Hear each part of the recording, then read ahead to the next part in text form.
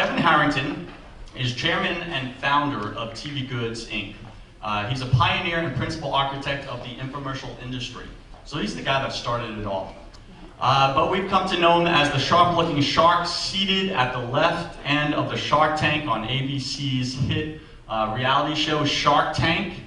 In 1984, Kevin produced one of the industry's first 30-minute infomercials. Since then, he has been involved with over 500 product launches that resulted in sales of over $4 billion worldwide. Kevin recently released a book entitled Act Now. If you haven't read it, highly recommend it. It's a fascinating book. Act Now, How I Turn Ideas into $1 Million Products, that chronicles his life and experiences in the DRTV industry. Please join me in welcoming Kevin Harrington.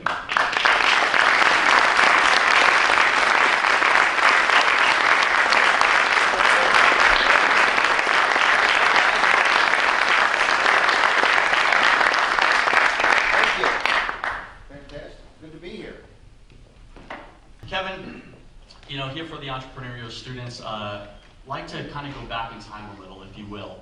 We're going to start with, what was life like growing up in the Hyde Park section of Cincinnati? Cincinnati, Hyde Park was a pretty conservative little neighborhood. I was one of 6 children, Catholic family. My father was a restaurateur, entrepreneur, by the way. I started when I was 11 years old, washing dishes for my father. So I was, he instilled in me the work ethic to earn income. And I had my mother was also actually entrepreneurial too. So I think I had an advantage growing up with 2 entrepreneurial parents. My mother, while she was raising 6 kids, operated and owned. She was a partner in a nursery school. So that was pretty cool. I got to see the inner workings of that, but also the inner workings of my father's restaurant business. But I grew up with some kids that were wealthier than our family was, and so that was something that instilled in me also a desire to kind of be on the same level as them. One of my friends, his father owned the Cincinnati Reds, and another one, his father was the chairman and CEO of the Kroger's Food Corporation, and so they had jets and they had this and they had that, and my father he owned Harrington's Irish pub, and so that's I was slopping dishes and bar backing, and my friends were jetting off to Daytona Beach every summer in their father's jets. Okay, so it was an interesting. I saw both sides of life at that point, the high life, and my father kind of struggled because operating a restaurant in those days could be successful, but putting 6 kids through and also in fairly decent schools, at least until it got to me, okay, because they ran out of money. I was number 4 out of the 6, so I was number 4 out of 6. There you go. Okay. 3 boys and 3 girls. By the way, what was life like with the siblings?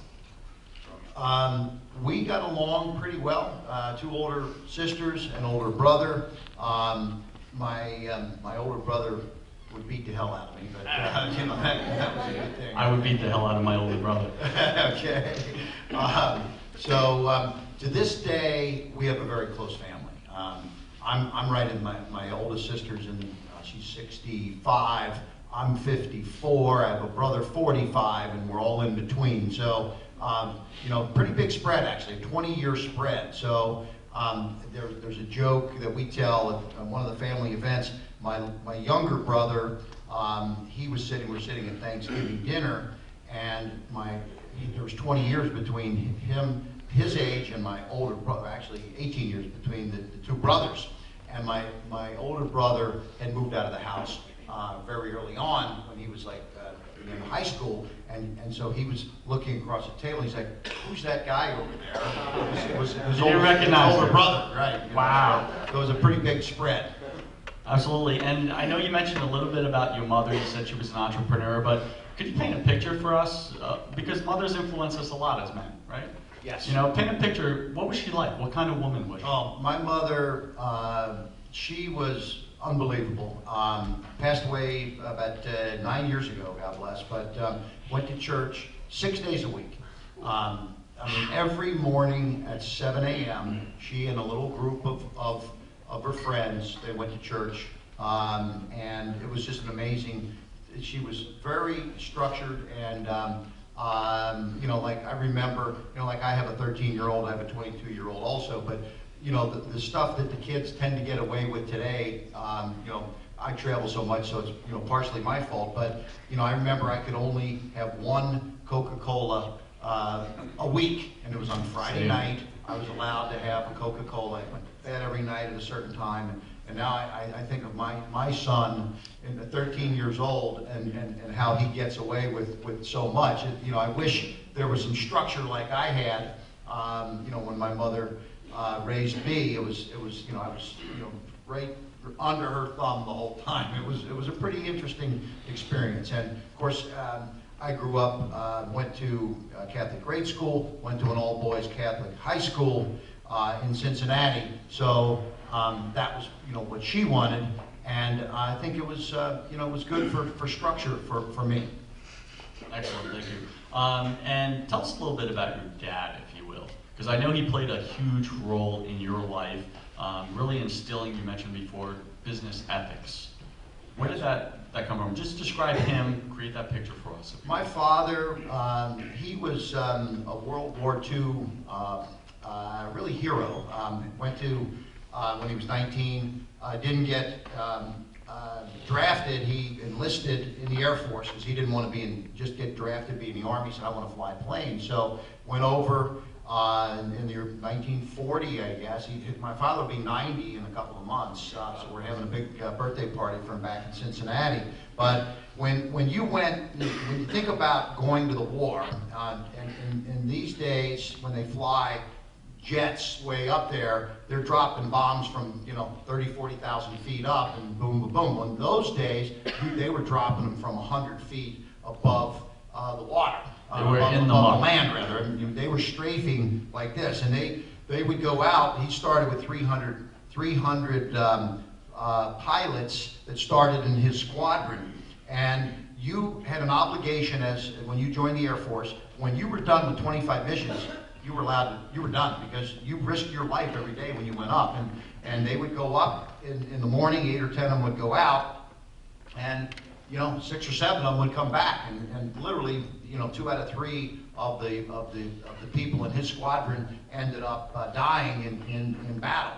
And so, and then 10 are going out, and of course a couple then, oh wait a minute, my engine's not working so well, so they, you know, turn around and go home, because they know they may be dead by the end of the day, you know. So my father, though, they developed a camaraderie, and with a couple of the key guys, because these young kids were coming in, after him doing this for a year, and he'd flown his 25 missions, he's like, these young kids coming in don't know how to fly.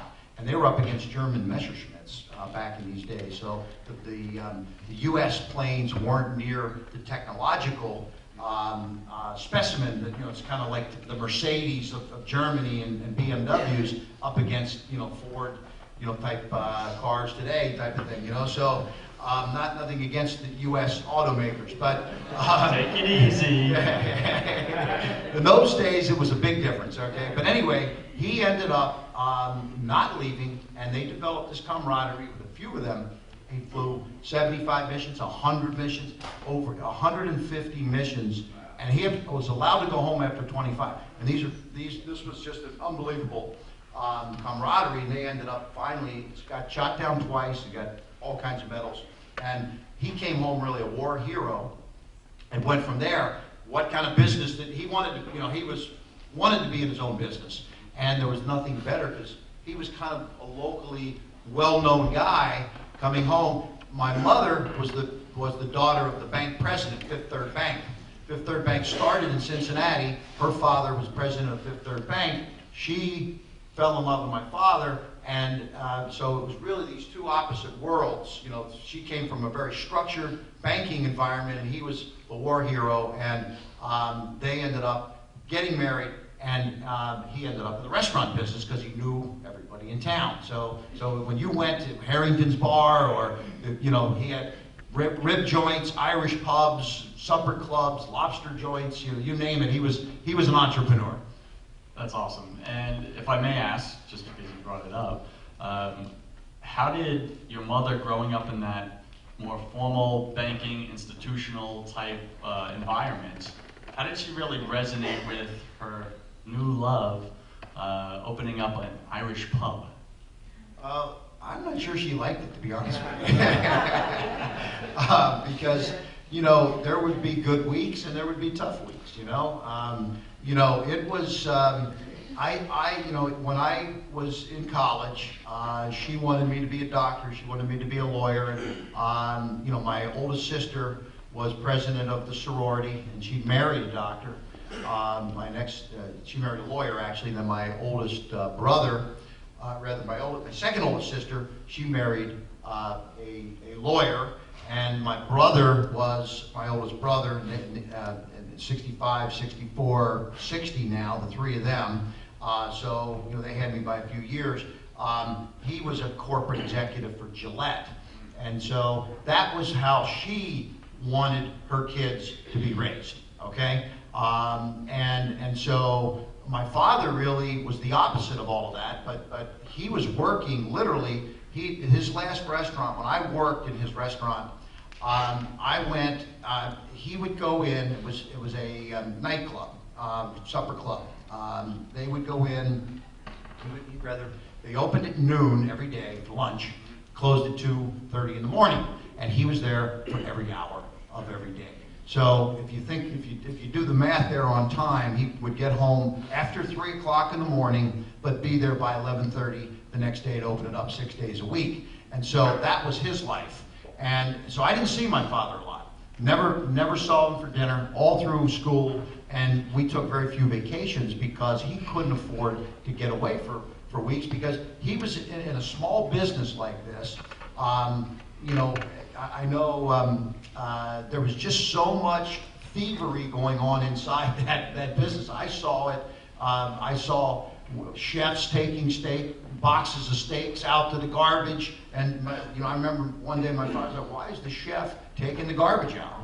And he's like, "Come here, let me check that out." And inside there were these big boxes of steaks with a little bit of garbage on the top. And I'll never forget my father was, he was very, very sharp, and he's like, "I want you to count how many kegs of beer are being delivered, because we got to account for the beer deliveries." And so he comes into the kitchen, and I'm counting. He's got a good count on this? I'm like, "Yeah." He said, "Wait a minute, driver." And he looks over and he says, "Let me see these kegs here." And he says, "Take that one off." There was 2 kegs that came in. "Take that one off of there." And underneath, he had already delivered 2 in, 2 out. 2 empties out, 2 full ones in, 2 empties out. Well, the guy's going back to the truck, and he's taking a full one back to the truck. And my father, I said, he takes the empty off the top, the full one is on the bottom. I said, "My father, he was stealing the keg of beer, the driver." So I said, "How did you see it?" He said, "That bottom keg was sweating." And he says, "These are the things you have to be looking for as an entrepreneur." So it was just unbelievable. The bus boys were stealing steak knives. And this was, I learned, I was 11 years old, and I saw, the waitresses giving away free meals and drinks, and it was just mind-blowing to see the thievery that was going on in this small little restaurant that my father was operating. I'm glad you brought that up. And speaking of the beer keg, I'm just going to piggyback on that a little bit. Your dad caught this delivery driver, right, stealing from him, and his lesson to you that day was, don't trust anybody, right? Yes. Okay. Yet somehow you ended up with the complete opposite attitude, trusting everyone until they give you a reason not to.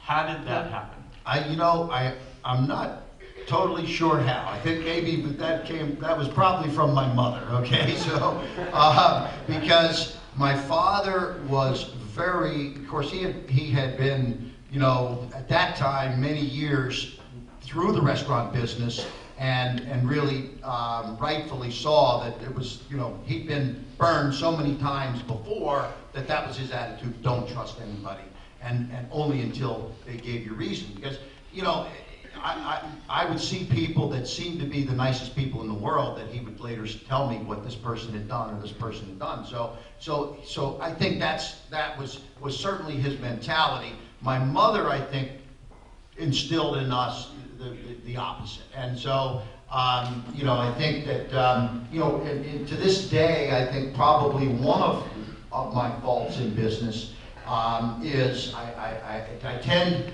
to, I like to give people the benefit of the doubt. I like to believe that, that we can, we do a lot of deals, a lot of ventures, and it's funny, in Shark Tank, we find out the hard way though too, and we really have the reverse attitude on Shark Tank now. We pretty much don't trust very much of what's said. Because first of all, imagine I'm sitting here just like this, somebody comes out, gives a 3-minute pitch, and now I have to decide whether I'm going to make an investment in their business or not. And I have to take the attitude, okay, we'll do a deal, but I'm not going to trust everything that I just heard. Because a good example, one woman came out and it's so how big is your business? What are your numbers? Oh, I've grown the business to $700,000 a year. Oh, fantastic. Okay, so $700,000. What's your profit? Well, so we went through this whole scenario. So I made a deal, bought into her company 50% ownership. When we do the due diligence, I looked at her numbers. Last year, her sales, the previous 12-month period, was $250,000. So I'm like, well, you induced me to buy half your company for X amount of dollars based on